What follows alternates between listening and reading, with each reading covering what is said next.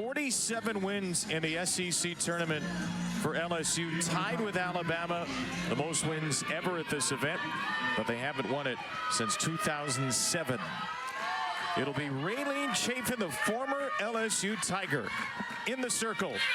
And beginning the game with a ground ball to second against Danica Coffey. One pitch, one out for the former Tiger, who, Amanda, is facing her old team for the first time. Yeah, I'm sure that she's feeling all the emotions right now. The senior, Raylene Chafin, the ace of this Mississippi State staff, pitched 3 years at LSU and now is the absolute ace and one of the best pitchers in the country at Mississippi State.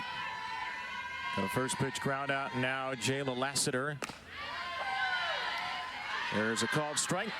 Susan Eads, our home plate umpire in this first of 4 today. Brian Crochet over at first and Robbie Guest at third. Lassiter, the transfer from Ole Miss, will take one just inside.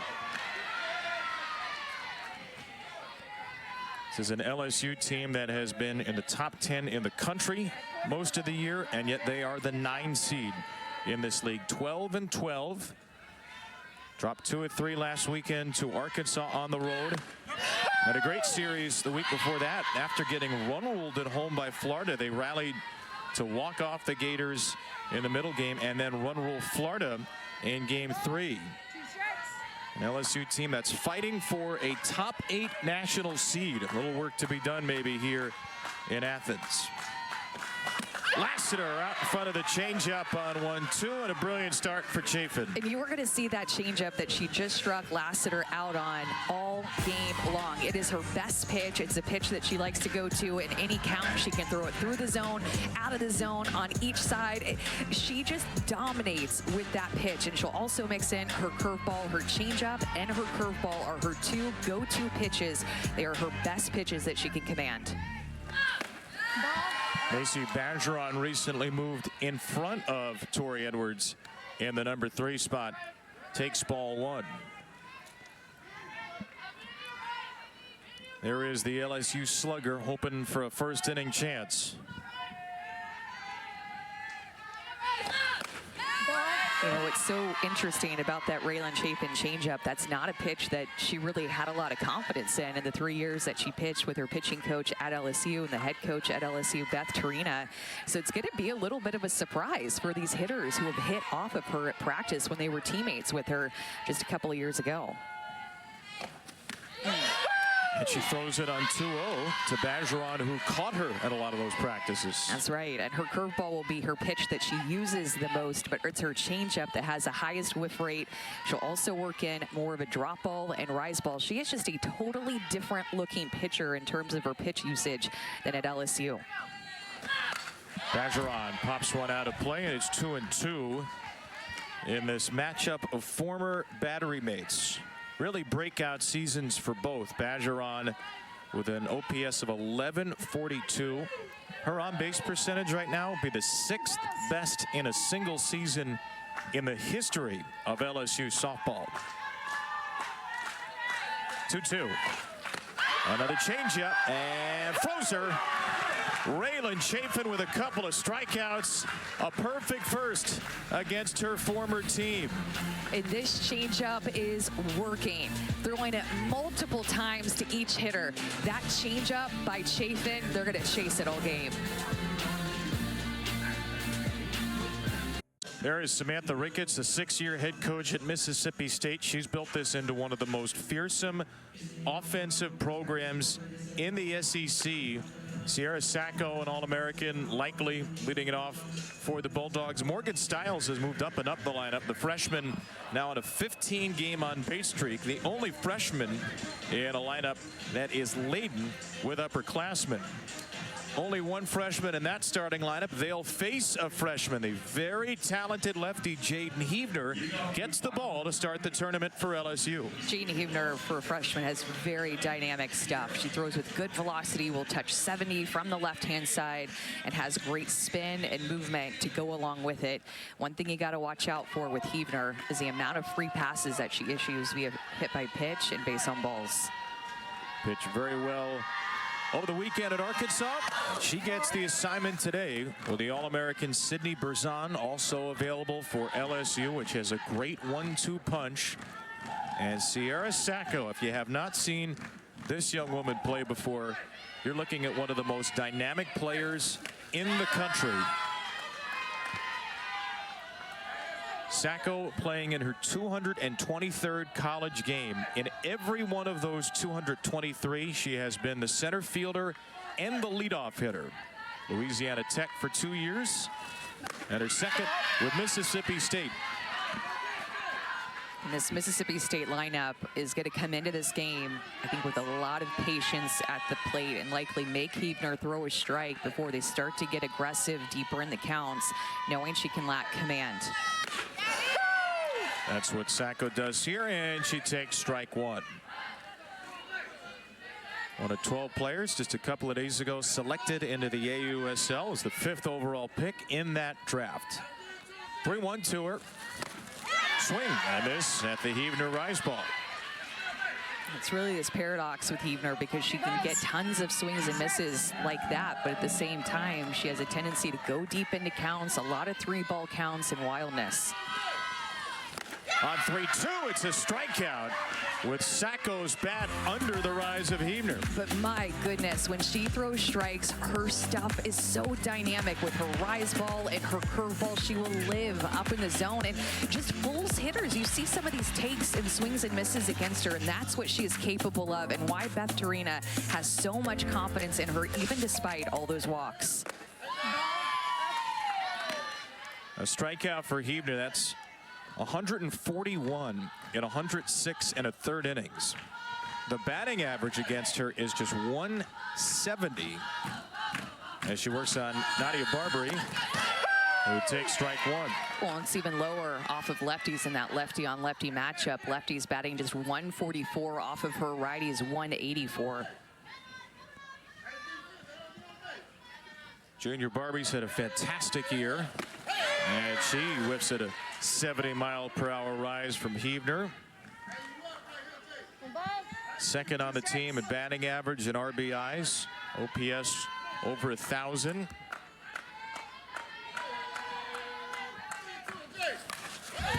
As the first bit of contact against Huebner today. See her work more up in the zone with her rise ball and even her curveball that she can locate on both sides of the plate will have a tendency to have a little bit of upspin as well. Not going to see her throw all too much down. She is more of an upspin pitcher. Try to catch the corner. 2-2. So if the goal is to be patient with Huebner today, when are the moments for Mississippi State when you need to swing?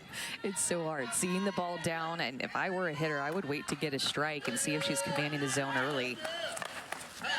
And then when you get 2 strikes, you're going to anticipate her going up in the zone with her rise ball, and you're going to need to see with 2 strikes, do I swing at that because it's close enough that I need to swing at it, or is that going to be a rise ball that's going to continue up and out of the zone and I need to take it?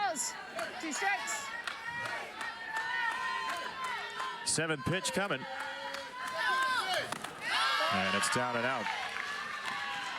And she'll throw a pitch like that. That's a complete miss pitch. To me, I don't think she's trying to throw something down. It's just a pitch that has a little bit of wildness to it, not something that she's meaning to do. So she has this effective wildness. 3-2 is a called third strike.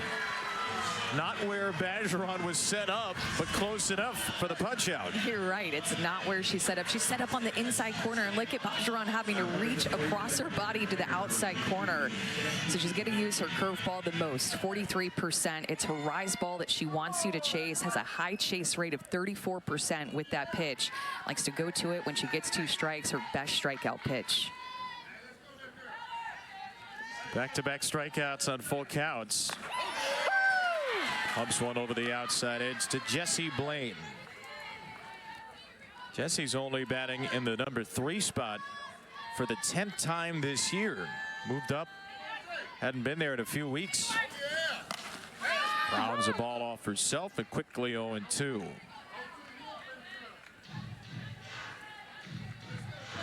And oftentimes I'll watch where the catcher will set up. Like, look at Bergeron set up on the inside corner, expecting a curveball on that side, but how she has to reach across her body. It is so challenging for Bergeron, who is a great receiver back behind the plate. This one's a little easier to receive. Jaden Heavner lights up the side with 3 strikeouts. She is feeling it too. A pitcher's duel is warming up between the senior and the freshman. The lefty striking out the side, all on her curveball, both sides of the plate. The amount of innings that have been put on her compared to her first 3 years at LSU. She told me when she came to the portal, or when she entered the portal, she said, I might play, I might not, but I will be more than okay with not playing. I just couldn't handle the situation anymore. I wanted to get back to my most confident self. And I don't know if she expected to throw by far the most innings of her career here, but she went into the portal with that mentality of, I just want a change. I want to be my most confident self again. And boy, even despite all of the challenges she has faced, she has done that and felt that. Bounces a changeup here to Edwards, 2-2. And think about Kevin, it's already challenging to go just by itself, to go through having cancer and having surgery to remove it on its face by itself. Not to mention transferring to a new team with new faces that are strangers to you, that you're now surrounded by and need their support.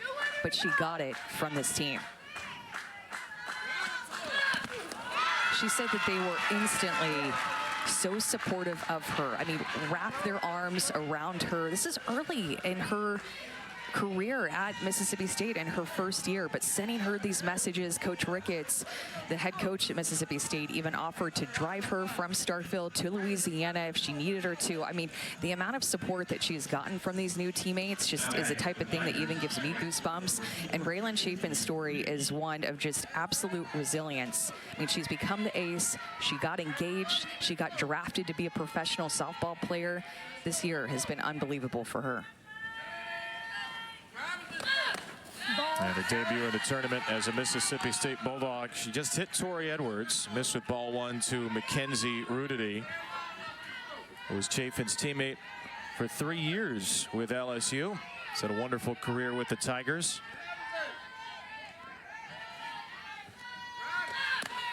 It's got to be strange for Raylan. It's got to be strange for Beth Torina and the folks in the LSU dugout.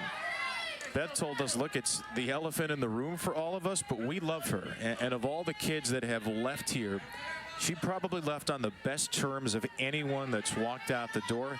Just needed a different opportunity, and she found it. LSU's got a great 1-2 punch with Sydney Brazan. They bring in Jaden Heavner. Raylan Chafin goes to Mississippi State, becomes the ace there. It's a situation that has really worked out well for both. And there's Sydney, who's still one of Raylan Chafin's close friends in the LSU dugout, watching her good buddy and now her opponent. And now she's working with Tara Moat, the Mississippi State pitching coach, who won a couple of World Series at Arizona and is just very well known to have one of the greatest World Series performances of all time, and also had a great changeup, although that was a pitch that Raylan Chafin worked on over the summer with her dad before she got to Mississippi State. There goes Edwards on a ball in the dirt. Tori Edwards takes second. This will be something that LSU likes to do, an improved team offensively from last year and all of their numbers. But one of the ways that they've improved is just with their team speed. They're very aggressive, anticipating pitches that are going to be in the dirt, anticipating a changeup out of Chafin's hands. Tori Edwards with the stolen base, and not just the power off of her bat.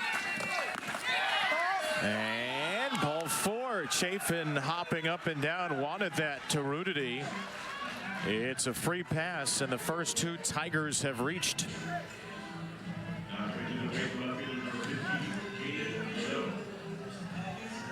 The way Raylan Chafin works down in the zone, that is such an important area for her to live. And if Susan Eads is not going to call the low strike, might be advantage LSU.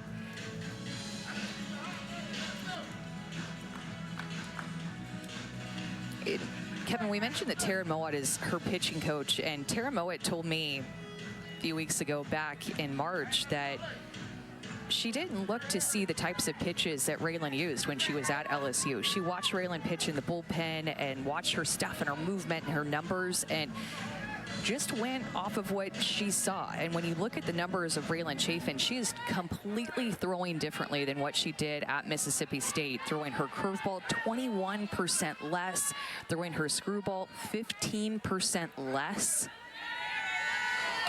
So much less side to side with her screw and curve, and putting more emphasis with her rise, drop, and changeup. That changeup throwing 15% more than what she did at LSU.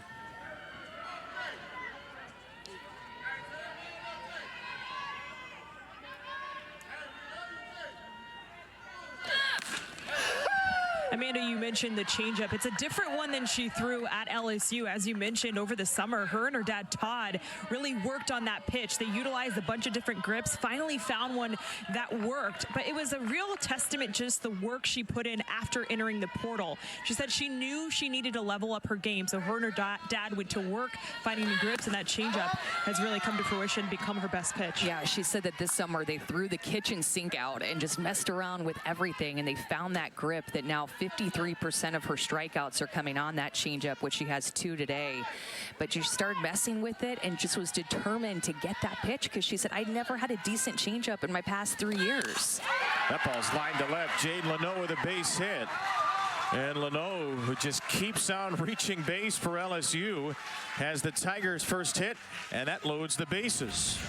Jane Leno is another great story. There's so many great stories in this game, but she gets a pitch. It's about a ball on the plate and shoots it the other way. LSU is so good at station to station, finding a way to get on base, taking extra bases, not necessarily punching a lot of power with the exception of Tori Edwards, but they just are station to station with great execution. And a very tough hitter here who takes strike one. That's Sierra Daniel, who's moved up a couple of spots in the order of late. Daniel, a sophomore, with an on-base percentage of .477.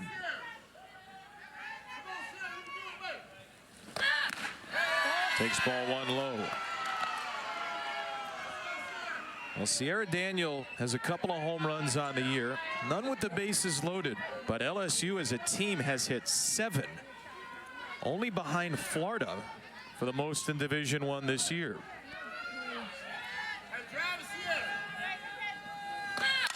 Daniel is late on strike 2.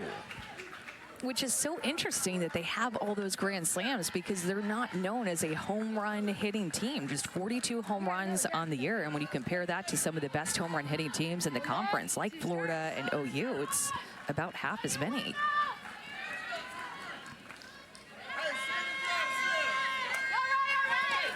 Daniels out in front of the changeup. A rare strikeout for her and a critical first out for Chafin. Keep going to this pitch. If you are Raylan Chafin, do not veer away from it. LSU cannot pick it up out of her hand. It is giving them fits. I would continue to throw this pitch almost every other pitch until they prove that they can hit it. One away, Maddox McKee. Chafin changes speeds, pumps it up to 70 on strike 1. McKee in the designated player role. Another player who gets on base a lot. That's what LSU does. They work counts, they drive up pitch counts. That's back to Chafin. It kicks away from her to bring in the game's first run. LSU strikes first on a ground ball back to the circle that Chafin couldn't handle.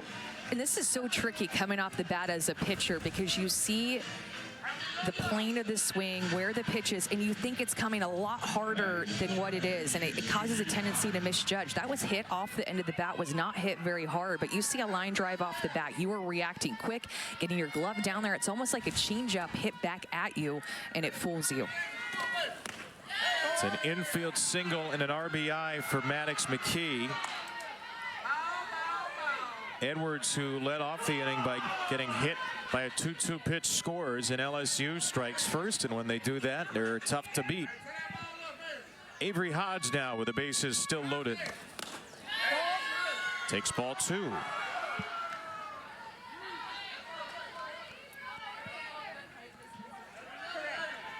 a junior transfer from Oklahoma, trying to set up a rematch with her old team tomorrow.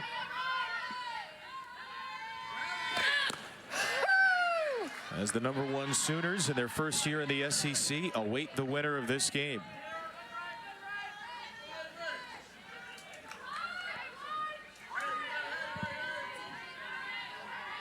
Two and 1 to Hodge. Another tough batter to strike out. That's in the dirt. And Chafin is one pitch away from walking in what would be the second run of the inning. It's tough thinking about how this inning started. She got ahead of Tori Edwards 1 and 2 pitchers count and ended up hitting her a couple of free passes in a row. And a 3-1 is up and away.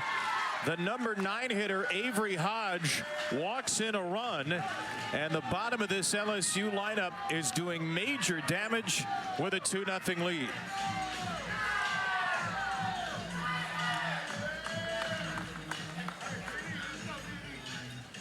And here is Taryn Moat McKinney, the Mississippi State pitching coach. In inning where Raylan Chafin's only given up one line drive hit and then one infield single back to her, but 3 free passes have come around to bite the former Tiger. And you see the respect that Raylan Chafin has with working with Taryn Moat. She had told me that working with Taryn has been one of the greatest things I've ever gotten to experience. And funny enough, she actually didn't know the career of Taryn Moat before she started working with her, was just unaware. But I think continually with her changeup and knowing Taryn's changeup, that just keeps getting brought up around her. So she just kind of laughs about it, not really knowing how Taryn Moat was as a pitcher, an All-American at Arizona, 2-time national champion, the 2007 World Series most valuable player. Loves working with her in the bullpen, and Taryn Moat loves working with her right back. Well, Taryn and Raylan have to wriggle out of this situation without much more damage. It's 2-0, bases still loaded. 27 pitches in the inning, and now back to the top of the order, and Danica Coffey. And Coffey takes a changeup, which LSU has seen much better in this inning. That on-base percentage right there would be the best in a single season in LSU history.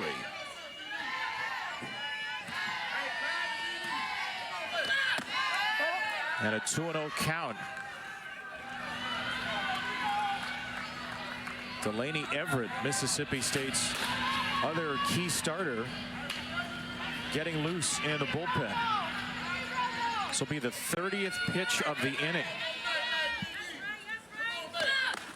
And it's not close. I mean, LSU can just put so much pressure on you when they take these close pitches. They can draw walks. Their strike zone awareness is very good. Likely a full-blown take coming from Coffey on this 3-0 pitch here.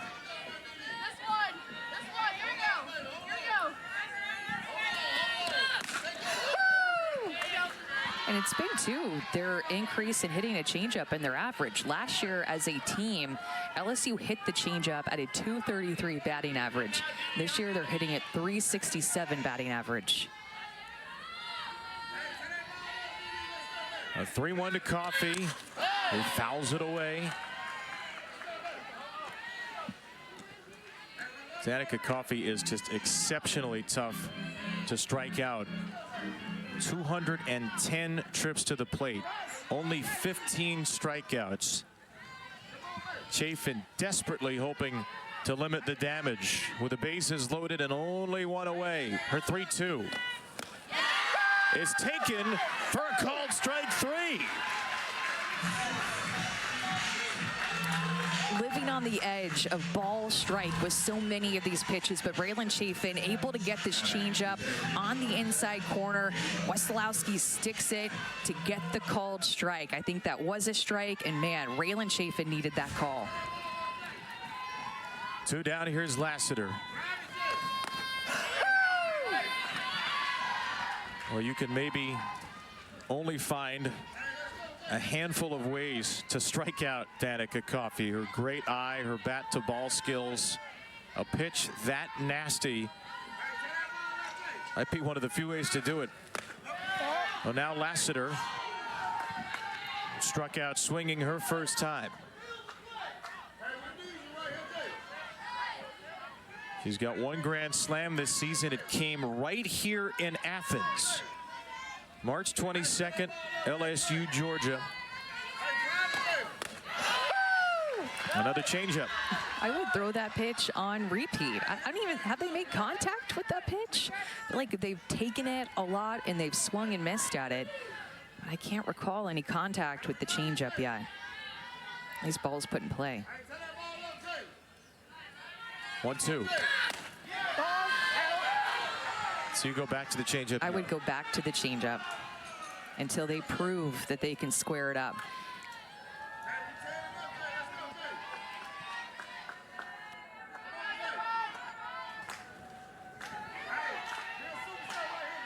.38 pitch of the inning. Changeup, grounded to short. Lassiter runs well, and she is safe after a bubble, and 2-run score. Terrific base running by Maddox McKee, who came in from second. It's an error against the shortstop, Kylie Edwards, and the Tigers tack on 2 more. This is so big for LSU to capitalize on the free passes that started this inning, and now another free pass with the error. Kylie Edwards is usually so sure-handed, but the ball rolled up the heel of her glove. She flipped it to herself and then threw on the run. That split second is the difference between Lassiter being safe and out. That toss to herself to get her grip and throw is why Lassiter was safe at first base. And you said it, great base running by Maddox McKee. This team has speed. They like to use it to take extra 60 feet and to get down the line to first base.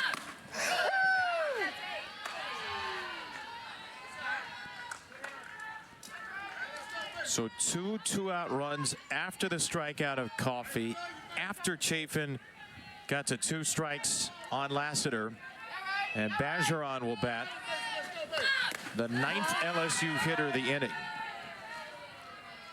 That's ruled that Lassiter play to be an infield single. No error has been charged on the play. Get out your whiteout if you're keeping score at home.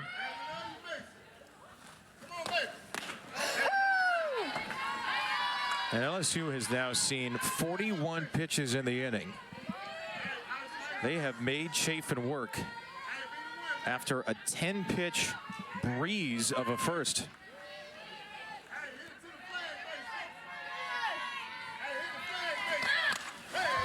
Well, and Kylie Edwards likes to play really deep, too, in her positioning. So when that soft hit ground ball off of Lassiter's bat challenged her, she had to come a long way. And she's quick, Lassiter is quick, but really everything had to be played perfectly based off of how deep she likes to play, almost standing in the grass.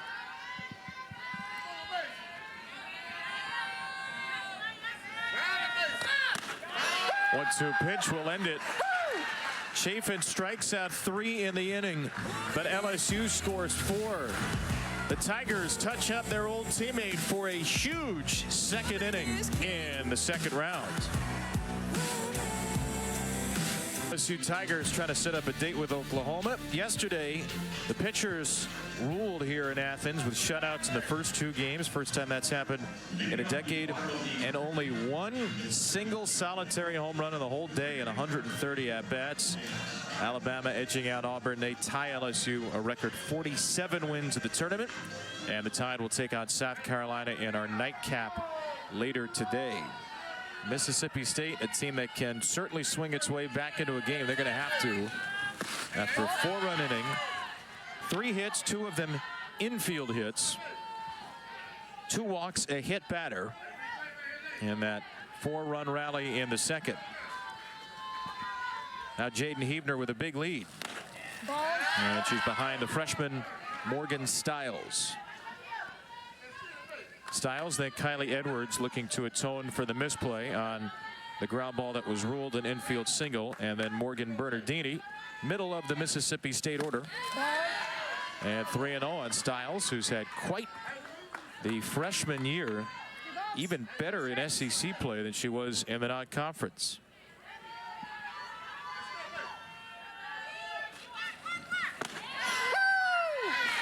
Take a strike on 3-1. That was a long half inning. Jaden Huebner was sitting in the dugout. So it can take a little while to get back into your rhythm, into your groove again. That is another pitch that wasn't anywhere near Bergeron's glove, but still got the outer edge of the strike zone. So 3 full counts in the first 4 batters of the game. And Styles stays alive. Yeah, it seems that when Huebner misses, it's that low and outside pitch to a right-handed hitter where she's trying to bring her curveball inside to them and come across her body, but it's her arm speed just kind of slowing down at her hip and getting trapped. 3-2, got her. 3 called strikes, and Huebner's punched out in the first 4. All of the strikes were on the same corner, outside corner, as Bergeron is set up inside, reaches across her body to still frame that pitch up and stick it. Huebner worked all the way back from a 3-0 count on that one.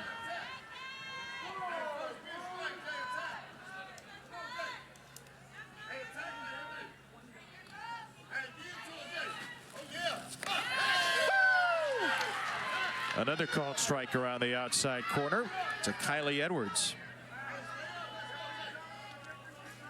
Sophomore from the state of Indiana, Kylie Edwards, a second-year starter. He's another player who's improved dramatically for Mississippi State this year. You could say that about so many players in their lineup. A couple of players who barely played. You got the freshman in Styles, Sacco, a second-year transfer. The first ball put in play is pretty routine for Lassiter. And these two teams did not face each other in the regular season, which always makes, I think, for a little bit different of a dynamic, because you have such a long SEC season where you have 8 weekends against different opponents, and then you get to the SEC tournament, and sometimes you play the same people that you've already played in the regular season, and sometimes you get to face somebody fresh. And for Jaden Huebner, this is her first time as a freshman to be seen by Mississippi State, and she's not pitched against him in her career. Throwing with great pace and spin here. Strike 1 to Morgan Bernardini. Another breakout player for Mississippi State. Bernardini had only 18 plate appearances in her first 2 seasons.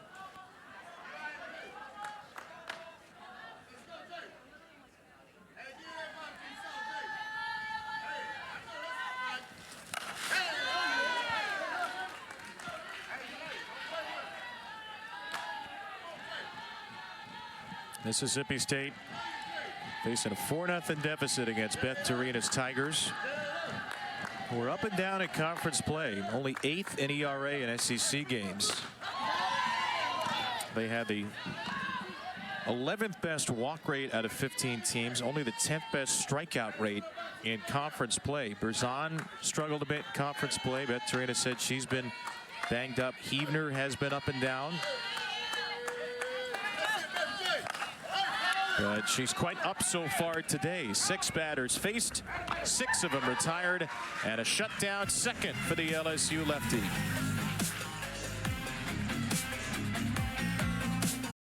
Welcome back to Athens. We go to the top of the 3rd with Tori Edwards stepping into the batter's box. Tori, known by her teammates as Ruth. This began at the beginning of the year after Tori hit her first home run. Macy Bergeron, as she was running around the bases, just yelled out, "Tori Ruth," meaning Babe Ruth, because of the power that she has displayed. She has established herself as one of the best young hitters in the country. 18 home runs in this season. She has some serious strength, Kevin. Serious strength to tie the program record already, Taylor, before she's even played in a postseason game. Bianca Bell did that back in 2015. She's got 4 grand slams this year. She's got the 18 home runs. And you want to talk about serious strength. Tori Edwards, not just a great hitter, she's a weight room warrior for this team. Grown so much as a redshirt freshman. We don't hear about a lot of redshirt freshmen anymore. She's the rare player who took the year and really grew after just a couple of plate appearances a year ago. Just 1 for 6. Here's how strong Tori Edwards is. That's a 405-pound deadlift. And look at her teammates around her. They're hyped for her. Like she hit a walk-off home run. I mean, you did that in the Georgia weight room just behind left field before we came into the booth. I mean, that's just an everyday thing for you, Kev. Yeah, it's unbelievable. One-handed, too. I haven't done this, though. I haven't picked up 8 extra base hits and a 9-hit span. So impressive. She is so strong. The ball flies off of her bat. High exit velocity. A little chopper to second here. Edwards thrown out by Stiles. And Tori hit by a pitch in the second and bounces out here. All right, a 43-pitch second for Raylan Chafin. So what can she do to settle down here? I can throw her changeup more.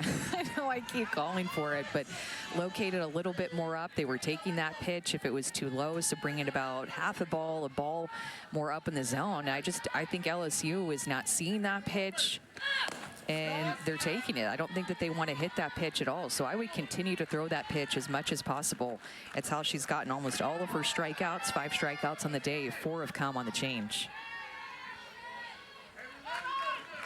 5 of her 7 outs on the strikeout.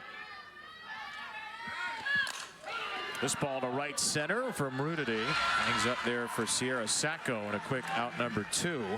We talked about that pitch usage from LSU in her first 3 years of her career to now at Mississippi State. So using her curve and screw significantly less.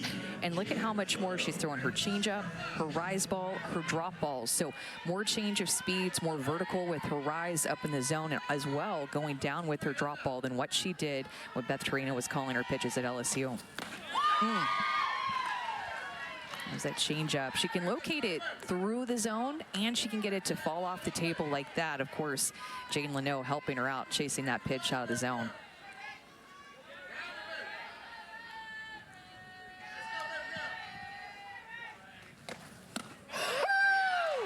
Back to back. This is, remember, Jane Leno has hit the hardest ball off of Raylan Chafin in this game. That was just last inning when she had that single. So what does she bring to the next AB? First 2 pitches, change of speeds. Let's see if she does it 3 times in a row. I would have gone 3 times in a row, not even mess around. The way that she looked at that first one and the way that she took it in that second one when it was more through the strike zone.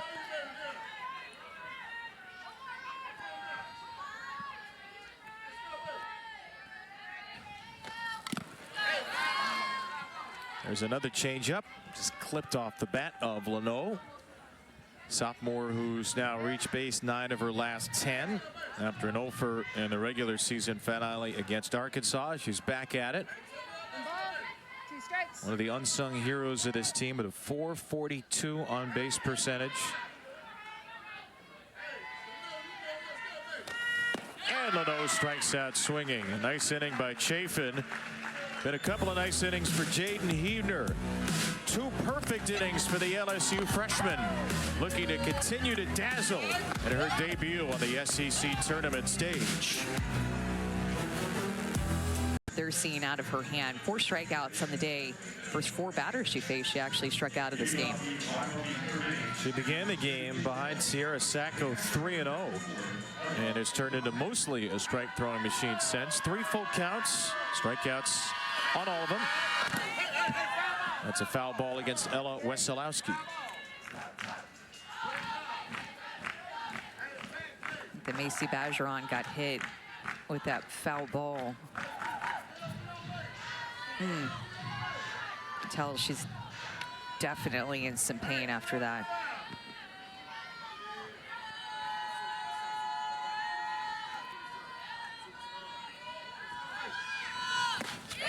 Look at that rise ball, jumping well over Wesolowski's eyes. But you know what makes Jean Heavner again so unique? Where she comes from the left-hand side, but we're used to seeing LSU pitchers be 5'11", 6 foot, 6'1", really tall. She's just about 5'6". And so for her, she has a different stature. She's definitely a strong, fit pitcher, but not a tall pitcher like we're used to seeing in the circle for LSU, but she still has such a long stride. And she's got another strikeout, her 5th in 7 batters. And because she is 5'6", she can start her rise ball lower. Pitching coaches love shorter rise ball pitchers because she can start that pitch lower because she is closer to the ground. And then look at how far out she strides. She gets to the very end of the circle. She is 5'6", about an inch taller than I am, has a great push out, a lot of drive. She is explosive. And again, that rise ball can start lower because she's lower to the ground with her release point, so she can throw that pitch at multiple different levels. Is it easier to be a rise ball pitcher on multiple levels when you're a little shorter sometimes? Yeah, you have good spin, absolutely. Down to third, Coffey retires Riley Hull. 8 in a row set down by Hebner. Almost one time through the order, and she has yet to issue a free pass.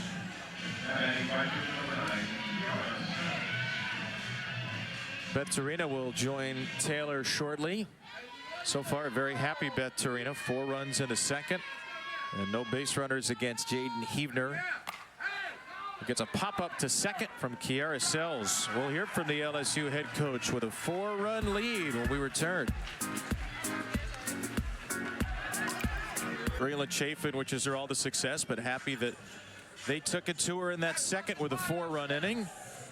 They're not playing big ball this year, LSU, necessarily. Tori Edwards, 18 home runs. Bajeron's got 9. The rest of the team has just 15 combined. But it was death by 1,000 paper cuts in that second inning. And Sierra Daniel slaps the ball off the glove of the third baseman, Barbary.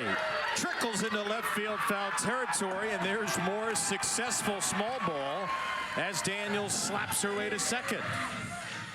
And Nadia Barbary, the third baseman for Mississippi State, is playing well up the line, anticipating something in front of her, a soft slap, a bunt, and instead Sierra Daniel reads that and goes to more of a power slap to shoot it just past her backhand. You see how far up the line that she was playing. Of course, great base running by Sierra Daniel to get herself all the way to second base on that off of the glove. Her 5th double of the year, then a fly ball from Maddox McKee, tracked down by Sacco in center. So the first pitch of both at-bats put in play here in the 4th.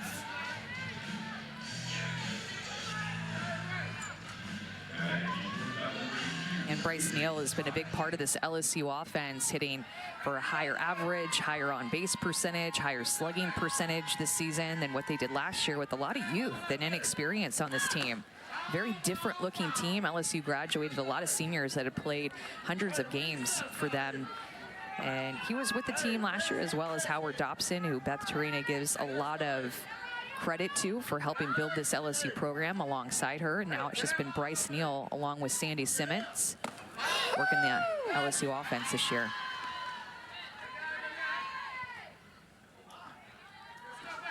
Bryce Neal told us something that sounds counterintuitive to hitting. He said we tried to deprioritize the swing a little more than we did in the past. Very interesting phrase. That's not meaning that they're not going to focus on your swing, but they've emphasized a few more things. He calls the 3 pillars: high-level effort, high-level execution, and high-level toughness. They've really emphasized base running. They've emphasized simply running hard to first, as simple as that sounds. Hodge slaps the ball to right.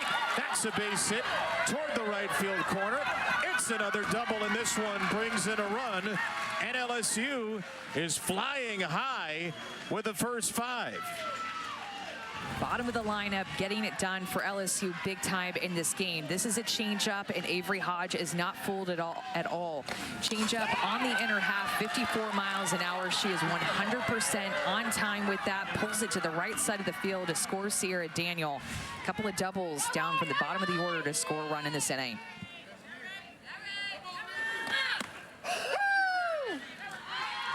So you got Daniel, the 7-hitter, with a double and a run. McKee, the 8-hitter, with an RBI infield single. And now Hodge, the 9-hitter, with her 2nd RBI. And you see, too, all the line drives, as well as hard ground balls off of the bat of the LSU hitters. And another thing that Bryce Neal told us is that they've worked on lowering their ball flight, flatter attack angles, and being able to produce more up at the top of the zone, facing rise ball pitchers, knowing that in SEC play that they're going to face a lot of rise balls.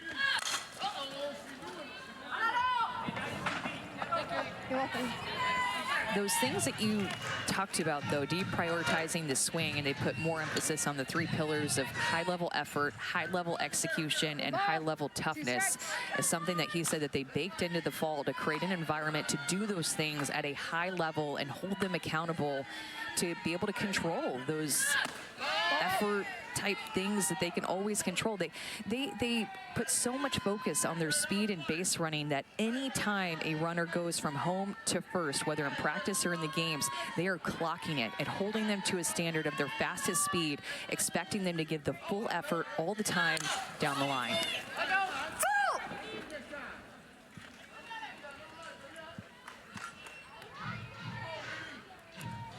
And there are some numbers that back it up. On-base percentage is way up. Steals have gone a little down in SEC play, but still up year over year, and they're scoring a lot more. 78 more runs in 8 fewer games coming into today. 2-2 pitch. On a hop to second. Styles retires Coffey. Hodge takes third on out number 2. Well, and this is a team hungry to get back to the Women's College World Series, and they've had years where they've quite frankly underachieved the past few years. Last time that they made it to the World Series was back in 2017. They've had a ton of talent, but one thing that again stuck out to me in that conversation with Coach Tarina and Bryce Neal is that the things that we're holding them accountable to and that we've put into place are things that you guys said that you wanted to be as a group, and we're reminding you of those in those moments, of those things that maybe in the past we've fallen short of, but they want to take ownership of those three pillars of effort, execution, and toughness, thinking that those are the three things that will help them get back to the World Series.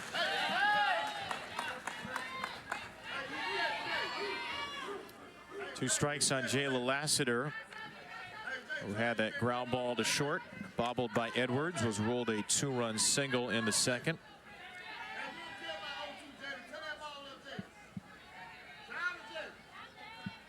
LSU already with a run across in the fourth.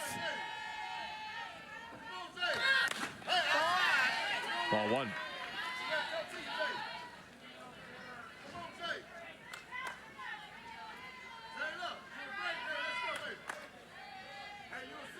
The 30th game against a ranked team this year, LSU. 17-12 in the first 29.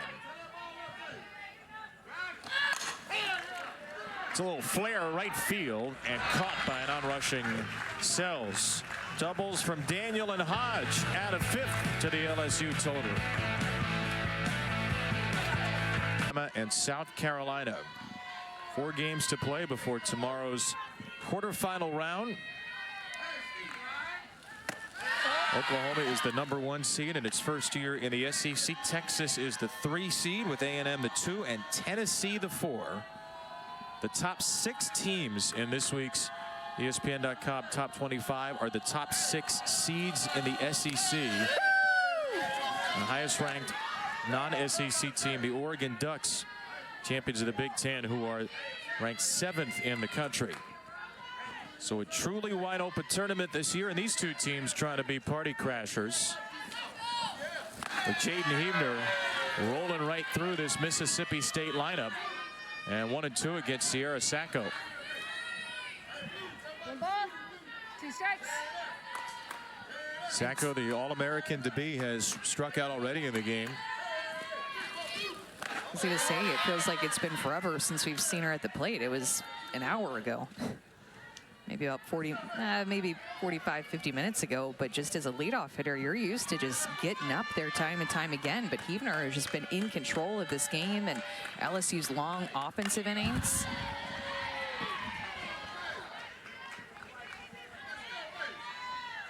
Well, she fell behind Sierra Sacco in 3-0, and you're up here talking about being careful with free passes. Maybe some LSU folks were worried this would be a day with a lack of command. It has not been that. 2-2. Another one fouled away. Well, I will say there has been a lack of command, but maybe not a lack of accuracy, or I'm trying to think about how I want to word this, because here's a pitch that's supposed to be on the outside corner, well on the outside corner, and you see how much Bergeron reaches across, and then Heavner's response like, oops. So she's getting strikes, but then sometimes that will happen too. And what I was going to talk about with that is how hard it is as a hitter to go up and hit off of her when sometimes she doesn't know where the ball is going. You don't know where the ball is going at times. And this happened in the Arkansas series too. There were a few hit by pitches, and she throws with such good velocity. I mean, this hurts. She hit Reagan Johnson. She hit Bree Ellis. So as a hitter stepping into the box against a pitcher that doesn't have great command and can miss her spots like that, it can be a little bit intimidating because you don't know if you're going to get hit by a pitch just like that. That's her 25th hit batter of the year. It brings up Nadia Barbary. I guess it's been command at times and then ineffective lack of command at others. Yeah. Like another one of those pitches right there. Bergeron's had to do some serious stretching behind the plate to steal some strikes. And luckily for LSU, they have Bergeron. They're so comfortable with her. The way she receives, the way she frames, particularly working with pitchers who are as different as Heavner, the freshman lefty, and Berzon, the junior righty. It's popped up to Edwards and foul ground.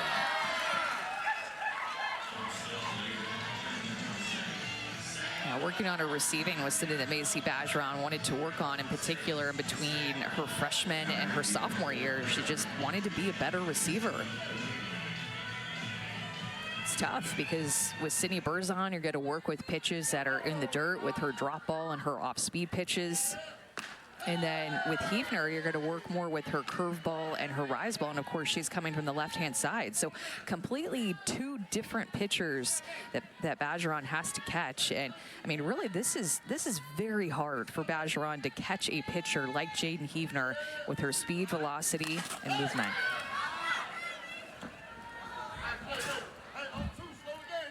Here's how hard it is. Yeah, and here's what Berzon is going to look like. She is their two-time All-American junior pitcher down in the dirt. You see Bergeron picking out of the dirt, and then Heavner is going to be more up with her rise ball, getting hitters to chase pitches up in the zone, sometimes using that curveball that ends up on the opposite side of the plate. There she is again. I mean, it is hard work that Bergeron is having to do all throughout this year too, and she is a trooper, a quiet confidence about her, and takes a lot of focus to catch a pitcher like Heavner.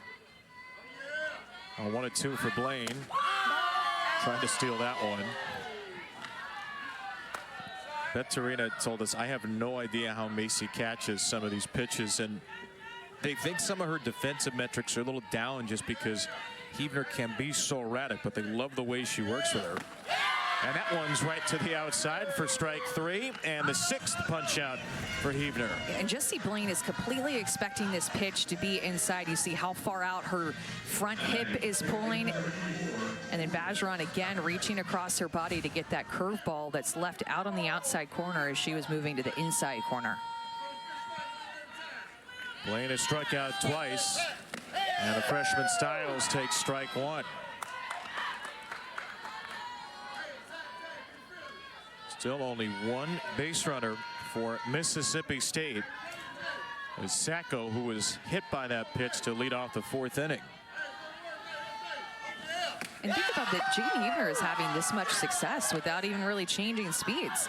And we talk about that nonstop through the first 3 games of this tournament, all day yesterday, and then with Raylan Chafin in this game, of just how the changeup has played a big part in these pitchers' toolboxes.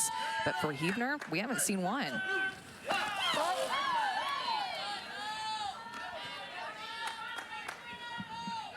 What are Macy's just going to move her entire body over the outside corner at some point, make it easier on herself? But think about the reaction, It's right, amazing that it takes for her to catch 70 miles an hour and react completely across her body. Sees the pitch out of the hand and has to figure out where it's going to go. Is it going to be a spot that she hits, or is it going to be a pitch that's well out of the strike zone? But Tarina told us we think she's an All-American, Badgeron, because everything she does. And by the way, Macy's also been clocked at up to 77 miles per hour throwing.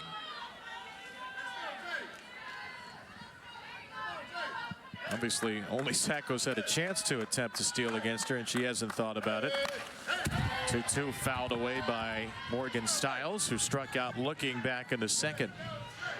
I also think that Jean Heaver has unique mechanics with her glove hand, something that I noticed right away when I saw her pitching back in February.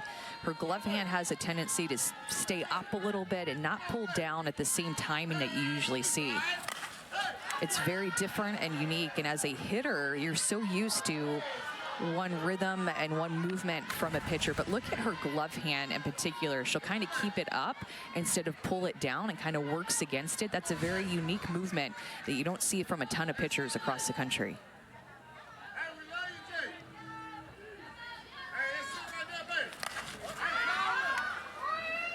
Edwards just runs out of room. So why don't you see that from a ton of pitchers? Usually, and this is how I always liked it too, you wanted both of your arms to kind of mirror each other. When your throwing hand is going up, your glove hand is going up. And when your throwing hand is coming down to your release, your glove hand is coming down. They kind of are symmetrical together.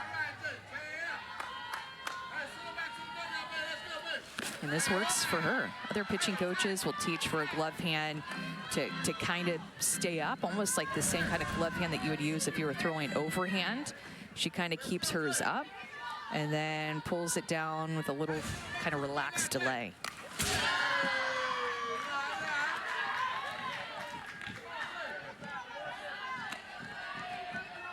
He's trying to get rid of Stiles here, who's now fouled off 5 two-strike pitches. Is about to see an 11th in this sequence.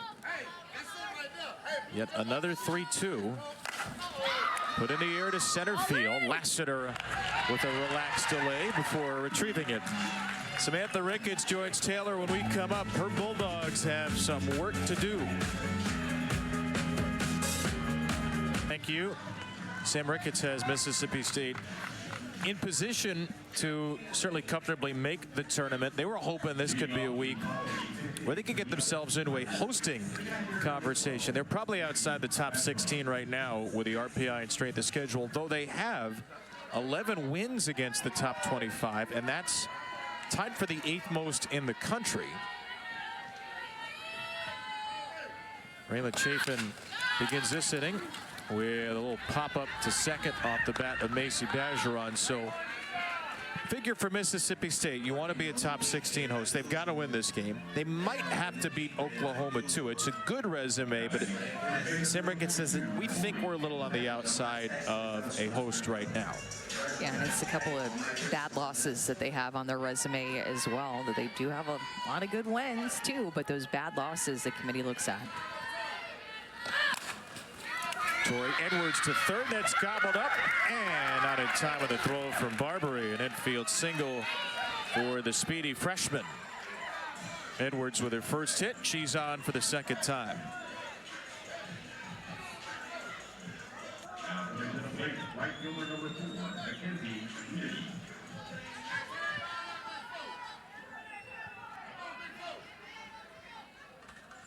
A 5-0 deficit for Chafin and the Bulldogs, who's rooted in some of those losses you're talking about that hurt them. Lost to Jacksonville State, who's 82 in the RPI. Not a bad team, but the really tough ones. Middle Tennessee's 101 in the RPI, and then Northwestern State ranked 281st in the RPI. That is just one game, but it is an anchor on the resume. And if you're in the SEC, you're going to have a great strength of schedule. Mississippi State's non-conference strength of schedule, only number 118. So they've got a lot of great wins in SEC play, not a ton outside of the league.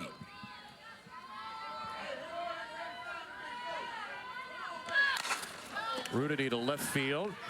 Bernardini, and foul ground retires her.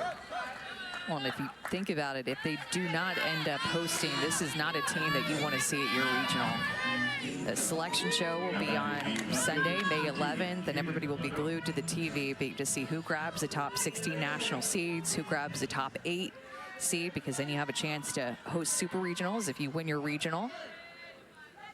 There's going to be a lot of tough teams sent on the road for regionals to those national seeds.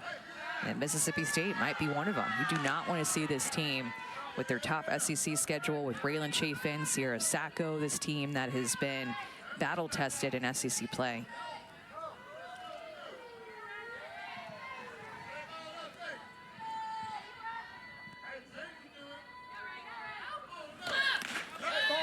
I think we're all going to be eagerly looking at the bracket to see where the Nebraska Cornhuskers go. Jordy Ball, transfer from Oklahoma, who's a National Player of the Year candidate. They'll be a very feisty 2 seed.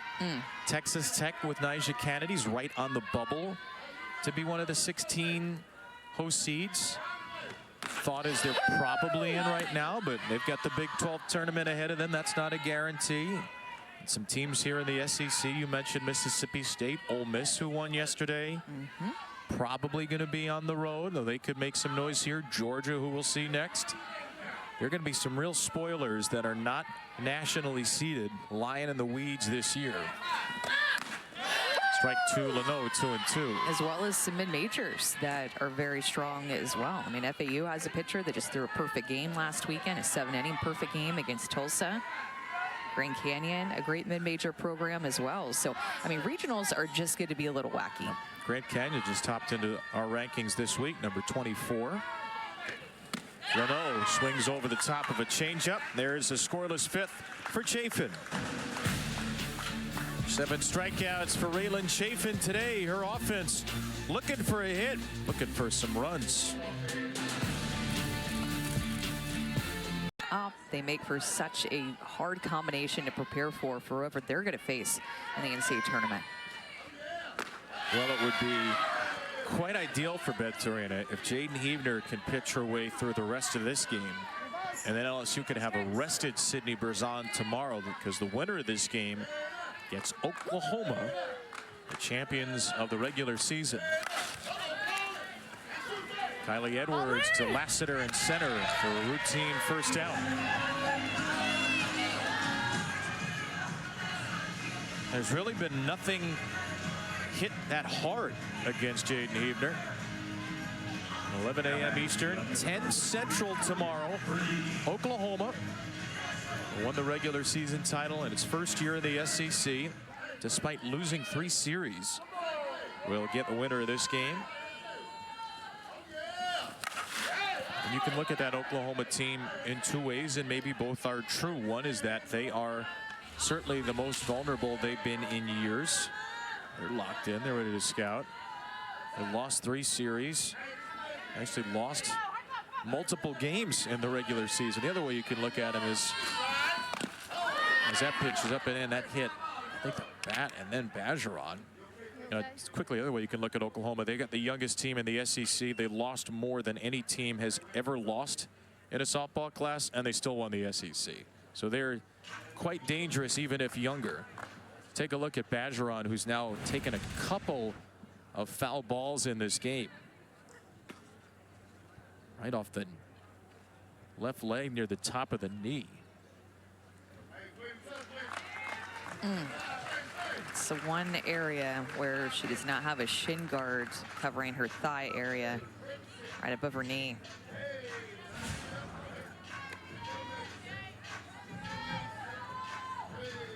It's been a hazard pay kind of day behind the plate. Lacey's back in the crouch on 0-2.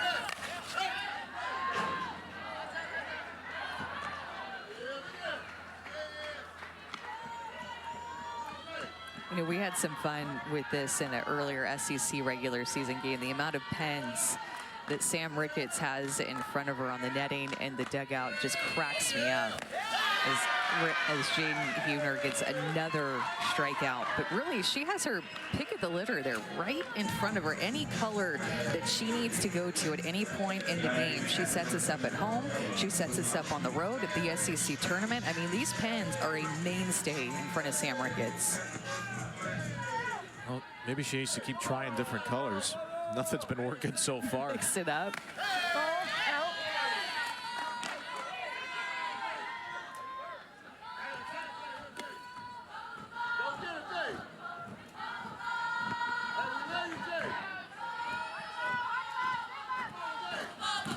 Wesolowski takes strike one.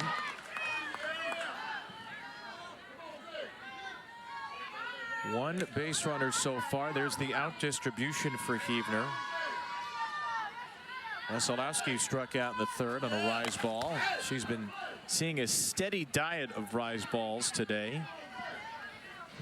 And the command that we've seen from Jaden Huebner in this game has been really good compared to some of her other outings. I mean, there was an outing against Texas A&M a few weeks ago where she didn't even make it out of the first inning. I think 5 base on balls, a few hit by pitch. She had to come out in that first inning. And that could have actually been a turning point for her in her season, because I feel like since that start, if we compared her before and after that, she's really been a lot sharper, a lot more focused, and throwing more strikes. There's another strike, and it's poked through the right side. The first base hit of the game for Mississippi State. It's the sophomore Ella Wesolowski who snaps the no-hit bid at 4 2/3. And finally, a right-handed hitter coming up and just trying to take this outside corner pitch, this curveball that she's working against him, and just hit it the other way. A lot of the swings against that outside pitch, it looked like they were looking for something in with her curveball, and Jaden Huebner had just been painting that outside corner to them.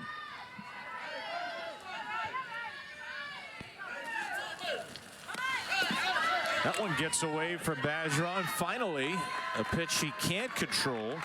And a wild pitch sends Wesolowski down to second.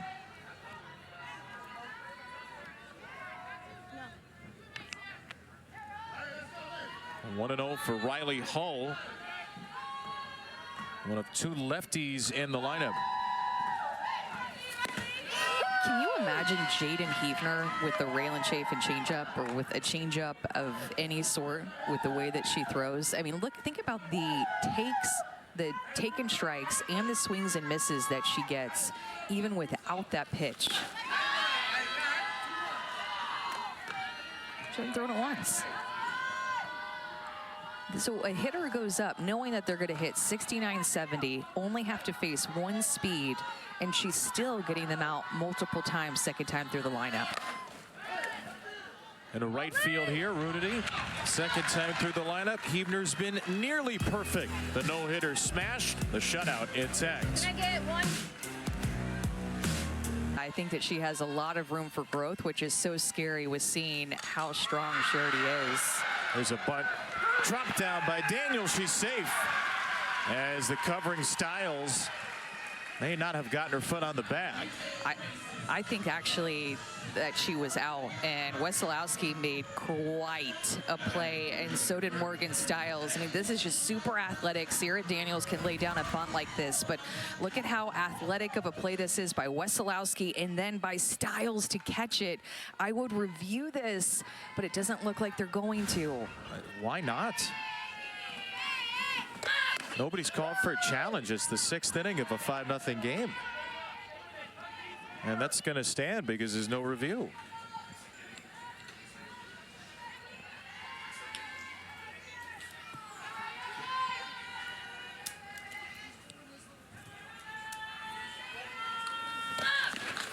Hey, Tori Vidalis, you're going to be teammates with Raylan Chafin and Sierra Sacco potentially if they choose to go on and be a part of the Talons with the AUSL. How excited are you to be potential teammates with Chafin and Sacco? I am so stoked. I mean, obviously following them throughout their career and seeing the growth throughout their not just tenure in the SEC, but in Sacco's case, throughout her career from LA Tech to Mississippi State, the growth that they've shown. I'm really excited because I know that they work hard and that they're going to have a great transition if they keep sticking to that game plan. And one of a couple of teams that had multiple players drafted, Virginia Tech as well. Mississippi State had 2 golden tickets handed out to Chafin and Sacco.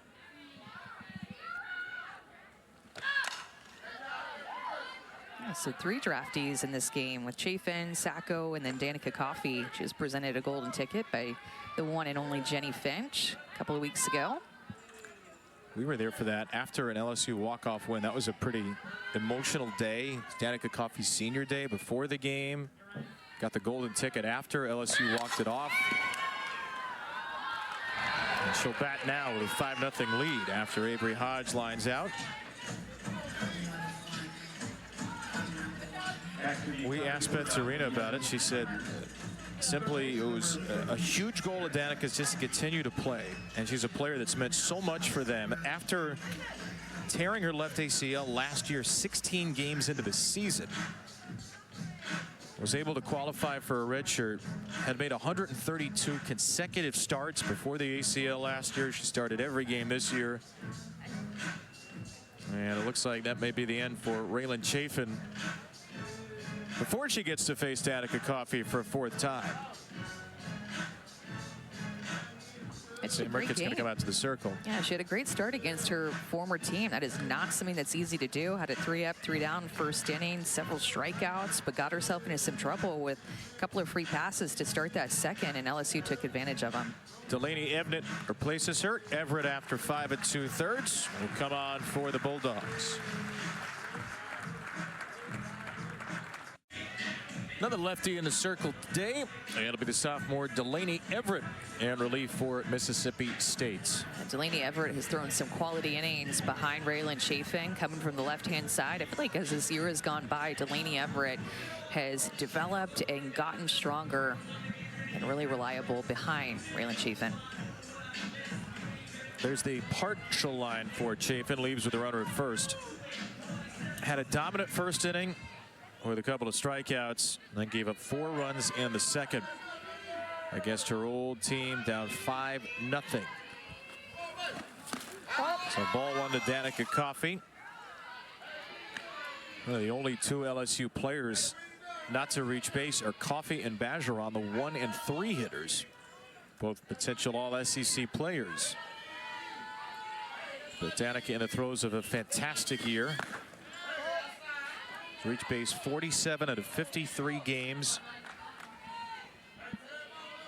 And Beth Serena said she was never even phased by the torn ACL. She attacked her recovery. She was ahead of schedule. It was just another thing to her. And got that golden ticket 2 weekends ago. Emotional before the game on senior day, her number on the grass, and then this was the reaction after Jenny Finch told her she'd be going to play professionally in the AUSL, the new Athletes Unlimited softball league format with the golden tickets this year. 12 players drafted into the league. And she's slapping here, and something that she told me before she got the golden ticket, because I asked her what's next, and the very first thing that she said was that she wanted a golden ticket. But she's like, you know, everybody likes big home run hitters, and that's not me, so I'm realistic. But I do have a little bit more power this year in executing my game a little bit better. Puts one in the air here to left. There's a little more power, but needed a little more than a little more. A scoreless 6 for Mississippi State, which needs runs in a hurry. Behind Corey McMillan from Virginia Tech, another senior who's hit 29 home runs. Another couple of draftees to the AUSL. That's right. Bree was the 2nd pick. So 5-0 is the LSU lead here. Talking about home runs and big hitters. We haven't seen much of that here in Athens. 1 home run in the first 4 games combined. Mississippi State with just 1 hit, a 2-out single in the 5th by Ella Wesolowski, and 1 other base runner, Sierra Sacco, who was hit by a pitch in the 4th. Jaden Heavner has shut this very good Bulldogs offense down.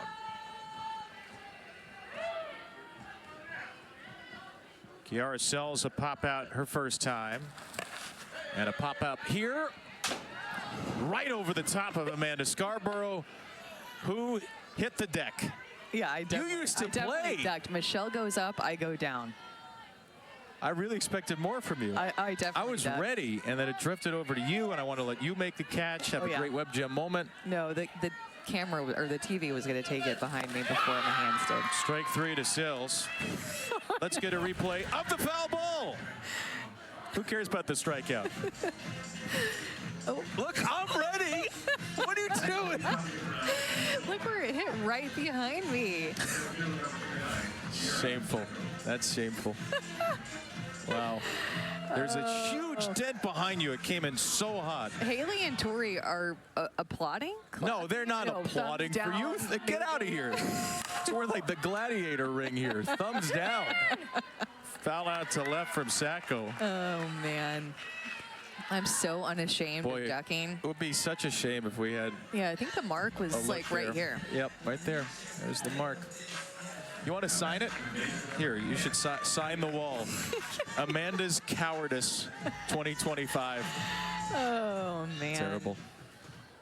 Sorry for anybody I let down in that moment. I'm just so not ashamed of it, too. Did you go? Well, obviously you pitched with a face mask, so you were just afraid of the ball coming back. I didn't. Oh, what a surprise. The really big thing, honestly, is these rings on my hand to go up and catch it and how badly I know it would have hurt my hands with my rings on. That is where my mind went. Why are you wearing your rings to the game then? You got to be prepared. That's true. Maybe I should leave them at home. This is foul ball territory here. Apparently. There are some booths where we're completely covered up, but not here in Athens, not at beautiful Jack Turner Stadium. Anyway, I hope we get another one today. 'Cause you have a shot at redemption. Yeah, you gotta really have a rise ball pitcher usually to deliver that. If you have a drop ball pitcher, you don't really see as many foul balls up here. But Michelle Smith caught one at Love's Field at a game in Oklahoma. I forget who they were playing, right? Texas maybe? And yeah, and she did great. She caught it. She was ready. That makes one of you. Barbary in the air to left field. Jaden Huebner is cruising along here. Great defense by LSU today. Not what you could say for our booth. Brown in position. Scarborough on the floor. I actually don't think that's the mark that hit it. 7 strength of schedule. They always play a very difficult schedule under Venturina. And RPI doesn't equate your seed. Just because you're the number 4 RPI doesn't mean you'll be the 4 seed or around there, but they're ranked. It's a top 10 team. They have been just about all year. Very tough schedule. They're 17-12 against ranked teams. So a win over Mississippi State would be another very quality win.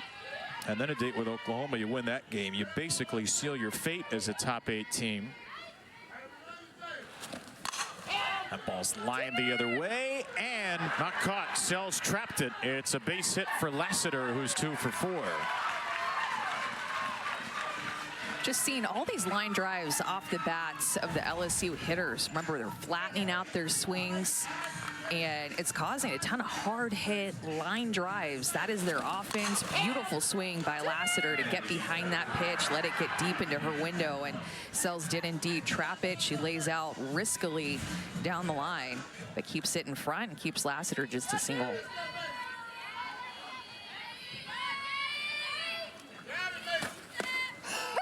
By the way, the reason those top 8 seeds matter so much, and we talk about them so much, is if you're a top 8 seed and you win your regional, you're guaranteed to host a super. Obviously, if you're a 9 seed, you'd go to the 8, 10 would go to the 7, vice versa. You look at some of the teams that are probably in that 7 to 10 range. LSU's there. South Carolina has very good metrics. They're playing Alabama later tonight in the 7-10 game. Tennessee, who's the 4 seed here, might be around that 6-7 range. UCLA out of the Big Ten. So LSU right around the bubble, folks think, to get into that top 8 link, top 8 seed group. Remember last year they were the 9, and they had to go all the way across the country to Stanford where they dropped the last 2 games and lost in the Supers in 3. So they know how important that top 8 seed is. Yeah, and both of these teams had to face Niger Kennedy in the postseason last year. Mississippi State faced them in regionals. Sharp ground ball to second, backhanded by Stiles. She goes to the bag rather than flip and gets Lassiter there. Once she decided to take second on her own, I was worried about her even getting the force out at 2 because of Lassiter's speed, and it felt like it took Stiles forever to get her foot on the bag. And I think that actually LSU might be challenging this because of how close it was. So Stiles trying to get her feet underneath her, couldn't figure out what she wanted to do, but she is going to be out. Kylie Edwards is like, are you going to give it to me? Or, okay, you're going to take it on your own? Okay, I'll try to get out of your way then. LSU is challenging the call of runner interference at second base. This play is under further review. Oh, so the call is not out. The call's runner out on the force. It's out on runner interference. She's going to be out at second on the slide. Worth the challenge. It's the 7th inning.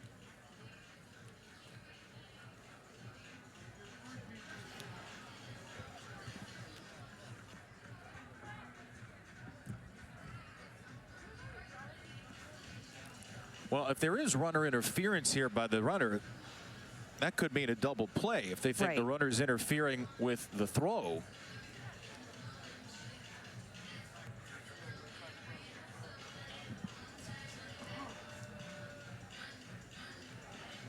Yeah, I'm kind of confused with what he was saying. If it's runner interference by Lassiter, I'm just a little bit confused at what is actually being looked at. If the call's runner interference, as Edwards making a throw, that could be a double After play. review, the ruling on the field is upheld. There was no interference. So, all right, we've been told LSU was challenging the call of runner interference, but there's no interference, and says that's upheld. So it's going to be runner at first, one out, which seems like the result we should have had out of this after all.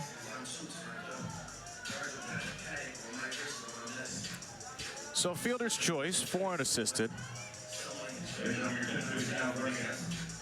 And it'll be 1 on, 1 out. Tori Edwards will get her 4th at bat of the game. Maya Townsend is on as a pinch runner at first as well. Tori Edwards has 18 home runs on the season, and 16 of them have been off of right-handed pitchers. That means just 2 off of lefties, and of course Delaney Everett, a left-handed pitcher right now for MSU.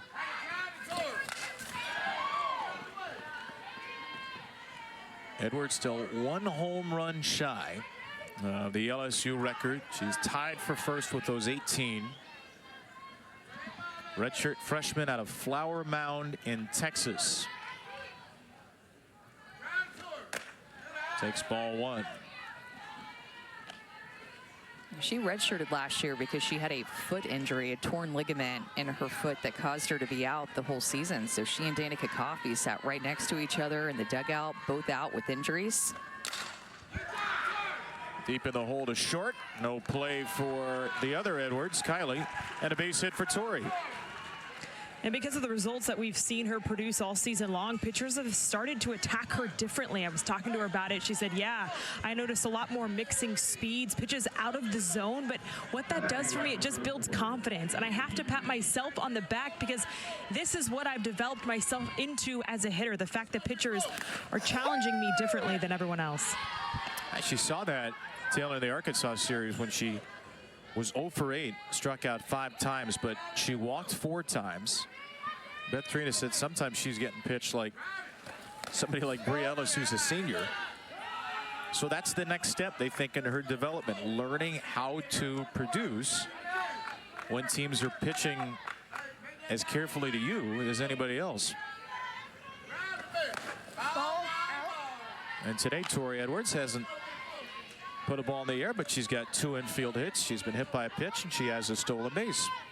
Been productive in a completely different way. Rudity to left. All in. Right near the crosshairs for Bernardini. 0 for 3 with a walk for Mackenzie Rudity.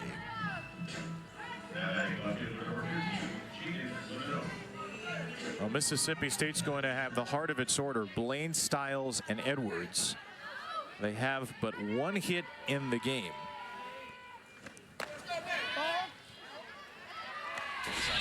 Jaden Hebner, who's thrown 6 innings of one-hit ball, is out in the bullpen. Just getting some more work in next to Berzon.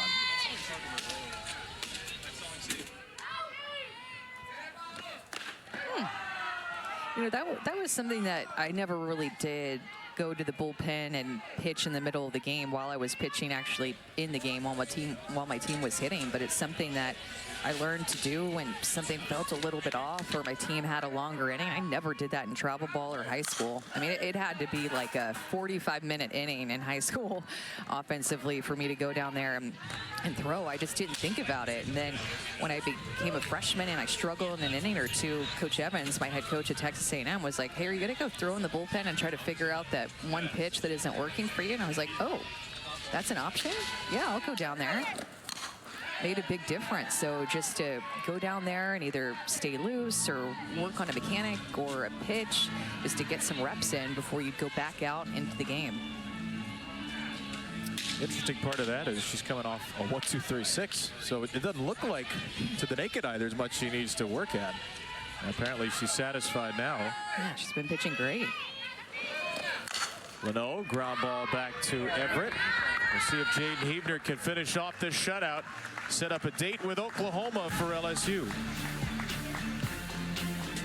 Scott, what do you want from...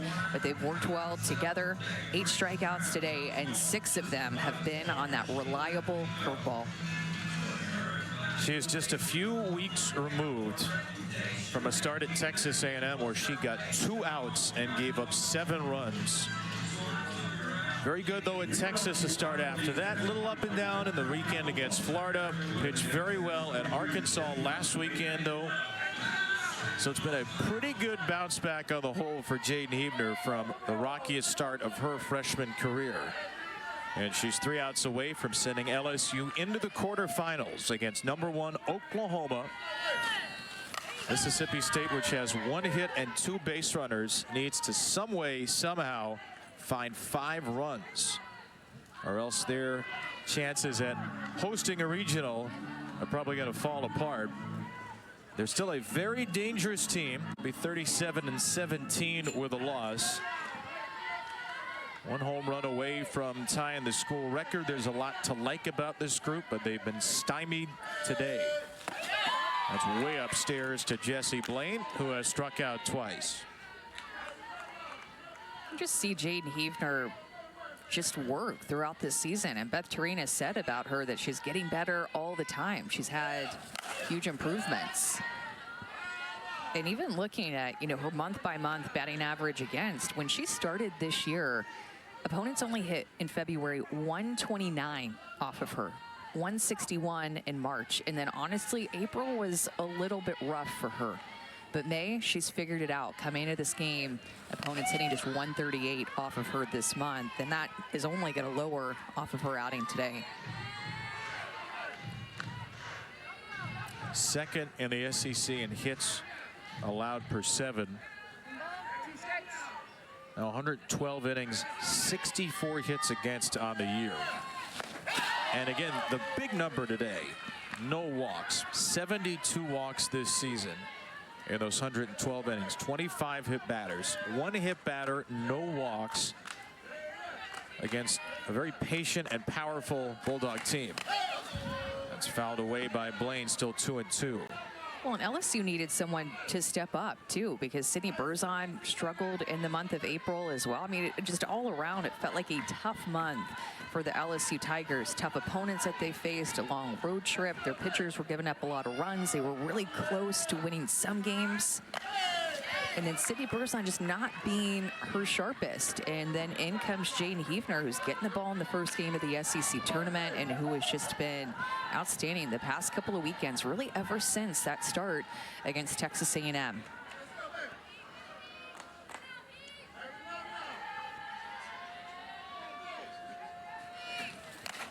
Blaine to short. Easy pickings for Hodge. On the 8th pitch, a soft line out. Well, here's the company Jaden Heavner would be in. Mississippi State's only been one hit once this season. That was by Carlin Pickens, arguably the most dangerous pitcher in the nation. And Jaden Heavner is 2 outs away from doing that. Morgan Stiles takes ball 1.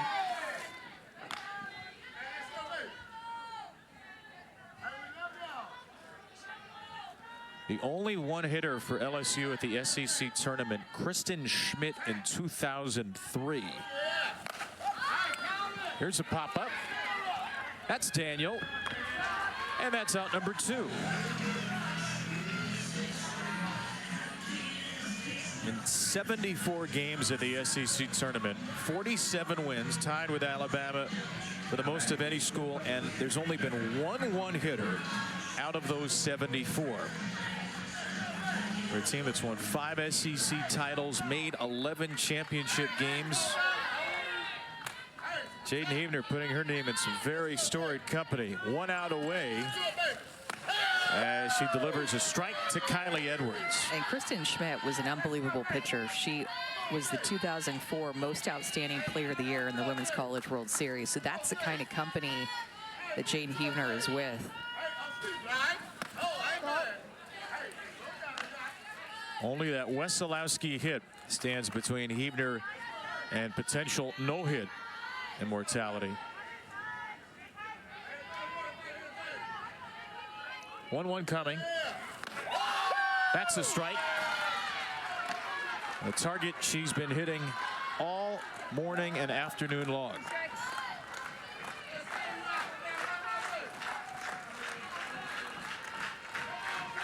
Pitch number 104 is fouled away. Just for clarity, am I jumping in front of you if we get another one back here, or are you going to go for it? What do you want to do? It's up to you. I know what I'm doing. I'm ducking. All right. So. All right. Standard has been established then. Another 1-2. That's hit in the air to left field. Hit pretty well, but caught at the wall by Leno. Jane Leno's catch against the fence finishes off Jaden Heavner's one-hit shutout of Mississippi State. And it will be LSU and Oklahoma in tomorrow's quarterfinal round.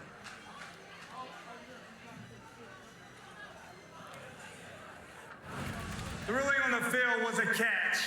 Mississippi State is challenging this call of a trap against the fist. This play is under further review. Yeah, this will not be changed. This will go down as a great catch as Leno finds the fence, goes up against the wall, and gets her glove in between the fence, and the ball didn't look like to me that it touched the fence.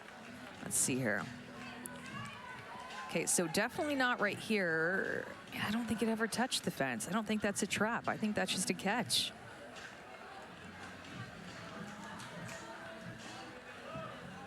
This is really the only time LSU has been tested defensively today, on the very final batter of the game.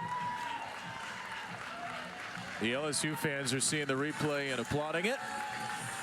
After review, the ruling on the field is upheld. Sit out. So 5-0 is your final. A one-hitter for Heavner. That 4-run second turned out to be more than enough. And it's a big win for LSU.